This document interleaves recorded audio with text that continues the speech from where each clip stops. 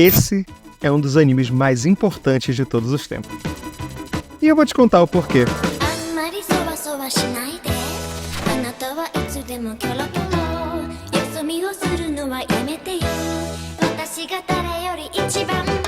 Mas afinal, qual é a história e a importância de Urusei Yatsura pro mundo?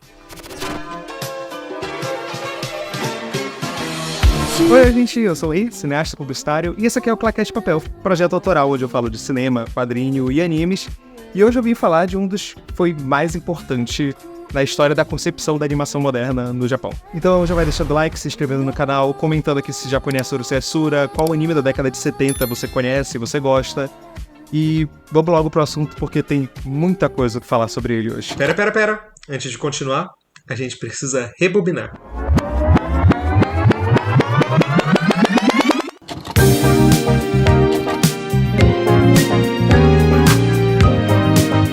Nos anos 60 e 70, a indústria do mangá cresceu bastante no Japão, se tornando uma mídia muito popular. Obras como Ashita no Joe, Versalhes no Bara, Mazinger Z já eram muito populares. Histórias densas, com muito assunto para serem abordadas e, enfim, o lote foi cada vez mais aumentando com Devilman, Hokuto no Ken, até o momento que apareceu ela, Rumiko Takahashi.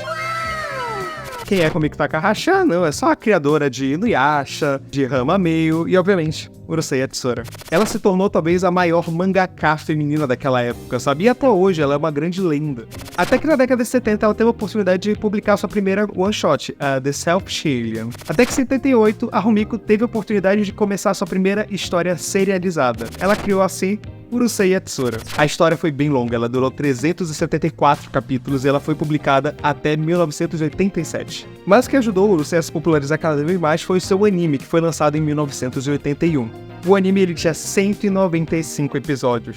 E recentemente, em 2022, teve um remake da obra, que teve bem menos capítulos, tirou muito filler, mas conseguiu sintetizar a história para uma nova geração, compilando coisas que tinham no anime e até mesmo nos OVAs que foram lançados consequentes. E óbvio, eu tô focando aqui sobre a leitura, ser mais acessível e tal naquela época, mas também o anime ajudou muito a atingir muita gente. E o anime tem uma produção, perfeita. Diversos episódios do anime foram dirigidos pelo Mamoru Oshii. Sim, o Mamoru Oshii, aquele Mamoru Oshii que criou Ghost in the Shell anos depois. E sabe quem também foi um dos roteiristas da adaptação de Urusei Yatsura? Takao Koyama. Sim, um dos roteiristas de Dragon Ball e Saint Seiya. Só que tiveram alguns problemas, tipo mudança de estúdio durante a adaptação, e então outro diretor na adaptação depois, Kazuo Yamazaki. O cara que dirigiu Gundam, City Hunter, Yamato. E, gente, esses são só alguns nomes. Eu passaria horas falando. Se eu fosse falar, então, do elenco de voz original, esse vídeo teria 1 hora. A gente tem nomes incríveis na adaptação. Mas, afinal, qual é a história de Urusei Yatsura? Aqui a gente começa acompanhando o Wataru Moroboshi. Um boy muito lixo. E a história já começa desde o início, tipo, dizendo, não, ele é um cara muito azarado e ele sempre acaba, assim, em situações complicadas. Mas, assim, os pais logo no primeiro capítulo dizem que ele nasceu em uma sexta-feira 13, durante o terremoto e no caminho do hospital eles ainda viram um gato preto na passagem. Mas o ponto de partida da história é quando uma raça alienígena invade a Terra, absolutamente do nada, e escolhe um humano aleatório pra defender o nosso planeta. E ele é o Wataru. Esse cara que ele é mulherengo, fica dando em cima de todo mundo, vive tentando trair a namorada dele, a pior pessoa possível pra se meter nessa missão. Simplesmente o rei desses alienígenas aparece na casa dele, faz uma transmissão na televisão pra Terra inteira, dizendo que o Wataru é aquele jovem escolhido, e faz uma missão muito complicada pra ele. Um jogo de pega-pega. Basicamente, ele coloca o Wataru em uma missão que ele precisa encostar no chifre da filha do rei dos alienígenas. E o Wataru, como perturbado do jeito que ele é, ele vê a oportunidade de encostar em uma mulher e aceita. Topei. Ele tem 10 dias pra conseguir encostar nela. Aí tu fala, fácil. Até o momento que quando ele tá chegando perto dela, ele percebe que ela tem poderes elétricos e consegue voar. A sociedade inteira começa a perturbar o Wataru, começa a perseguir ele de cima pra baixo, parece foto dele em jornal. E ele começa a achar que não vai conseguir salvar a humanidade. Até que a garota que ele gosta, Shinobu, fala, olha, se você conseguir realizar essa missão, eu me caso com você. E aí parece que ele tem um boost de energia no último dia, basicamente, para poder salvar a Terra. E ele consegue, de uma forma muito improvável, encostar nos chifres da filha do rei alienígena. Só que através de um desentendimento, depois que ele começa a falar a palavra eu vou me casar, a alienígena acha que é com ela que ele vai casar. Então eles são obrigados a serem um casal daqui pra frente. A história começa com esse triângulo amoroso, no qual o Wataru, ele quer estar com a namorada dele, a Shinobu, só que ele é obrigado a estar com uma alienígena que é extremamente ciumenta. Ela dá choque nele o tempo todo na história. Ela fica tentando controlar ele. E óbvio que durante a história a gente vai conhecendo muito melhor os outros personagens. Aparecem muitas pessoas. Tem também os Stormtroopers, sim, uma referência à cultura pop, né, ao Star Wars, que é uma gangue que protege a Lum. Eles são tão apaixonados pela Lum que eles tentam proteger ela. E eles vivem batendo no Ataru. Como eu disse lá da frente, a Ataru apanhou, foi fofo. Lum Invader talvez seja uma das personagens, por mais estereotipadas que ela pareça no início, uma das personagens mais ricas dessa história e mais importantes quando se trata de criação de personagem em animes e mangás. Lum começa a conversar com o coadjuvante que vai perturbar o Wataru, porque ela fica perseguindo ele direto. Enfim, ele continua dando em cima de todo mundo. Como falei, o Wataru é o estereótipo do boy lixo, eles não têm uma relação saudável. Mas é pelo ponto de vista da Lum que a história começa a se enriquecer cada vez mais. Pensa que naquela época, como eu citei os animes no início, as histórias eram muito masculinas, elas sempre focavam 100% no homem e sempre eram mangakás homens escrevendo. E a Rumiko começa a história com o estereótipo de um jovem bem problemático para pegar o espectador e o leitor, no caso, e puxar o seu tapete do nada em um certo momento. Lum foi criada para ser uma personagem que não apareceria sempre nas histórias, mas ela ficou tão popular que as pessoas se identificaram tanto com ela enquanto outros se apaixonaram por ela. Mas Rumiko deixou ela como uma personagem fixa, basicamente o centro de toda a trama. Lum é fofa, ingênua e meio que se encanta sobre tudo que começa a descobrir da Terra, tal qual os jovens que viam-se no novo Japão, após o boom da economia. Na segunda metade da década de 70 no Japão, houve uma coisa conhecida como um milagre tecnológico, milagre japonês, bolha japonesa, tem diversos nomes para esse fenômeno.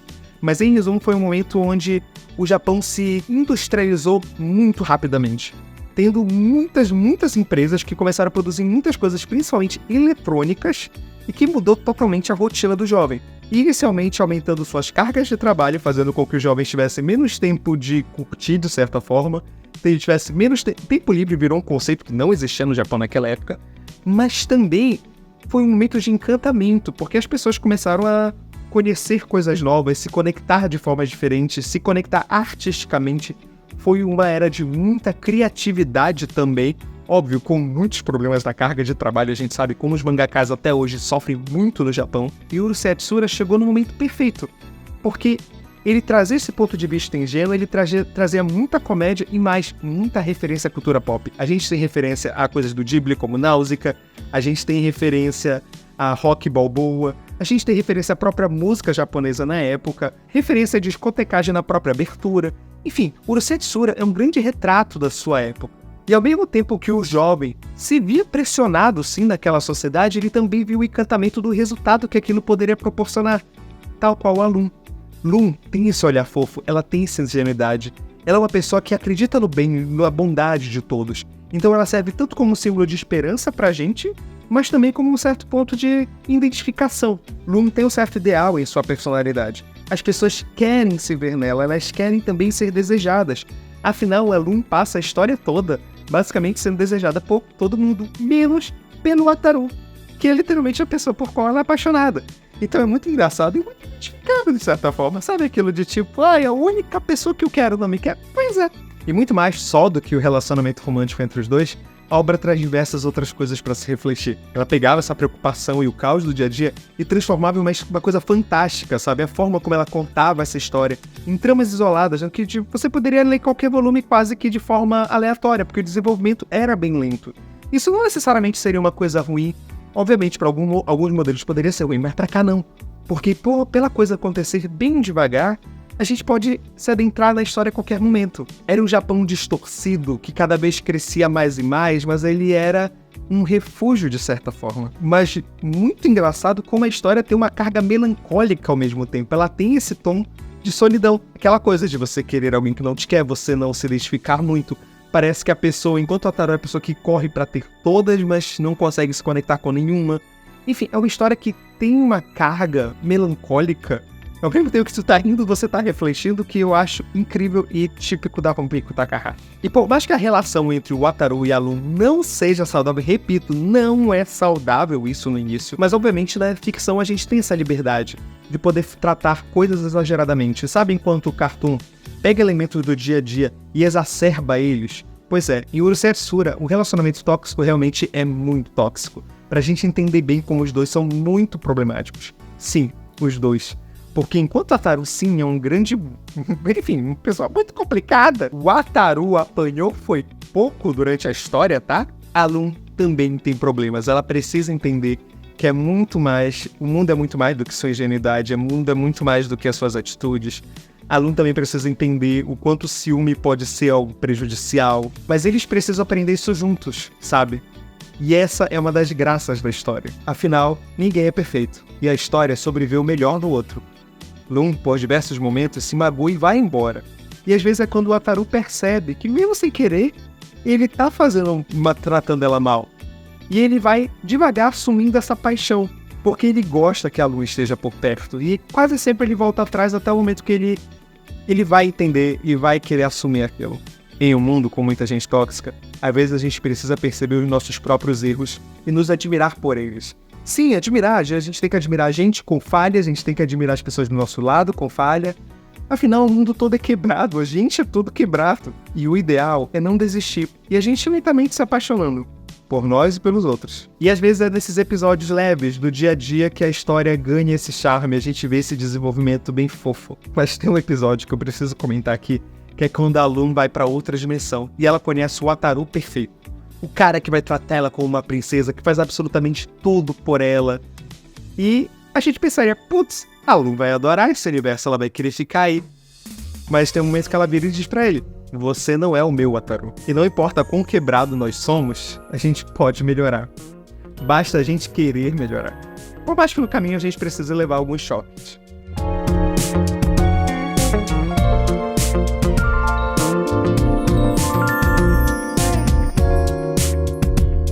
E vocês vão ver a influência de Urusei Yatsura até hoje, sério. A quantidade de histórias onde me apaixonei por uma alienígena, me apaixonei por um dragão, assim, tem essa do dragão. Entre tantos outros, Urusei Yatsura fez escola. E tem a questão também da personagem Finha, que também é extremamente enciumada, baixinho. Pois é, Urusei Yatsura ajudou a pavimentar um território muito grande nisso. Por mais que hoje em dia Urusei Yatsura não esteja disponível em plataformas no Brasil, dá pra encontrar, não é tão difícil assim. Mas a notícia boa é que o remake, inclusive, tá disponível atualmente na Netflix também. Vou dar uma olhada, ele tá bem curtinho, eles são 4 partes de 10 episódios, se eu não me engano, ele tem 40 episódios por aí. E tá excelente, eles tentaram resumir bem a história, tá bem palpável pro público moderno. E o sucesso do remake de Urusei Yatsura ainda fez com que a minha obra favorita da Rumiko Takahashi, Rama Meio, tivesse um remake anunciado esses tempos, então estou aqui no aguardo. E agora já deixa no comentário, que outra obra da Rumiko vocês querem que eu fale aqui? Eu sei que eu prometi um vídeo de Rama Meio, ele vai sair muito em breve, mas tem muitas outras que eu tô pensando em falar também por aqui. Enfim, recomendo pra todo mundo Urusei Yatsura, espero que vocês tenham gostado do vídeo. Não deixem de curtir aqui, se inscrever, me dizer se vocês já assistiram Urusei Yatsura, o original, ou o remake, ou algum dos OVAs. O que vocês acham da obra da Rumiko Takahashi? Não deixem de seguir o Clacast nas outras redes sociais, e espero vocês no próximo vídeo. Aí, fora!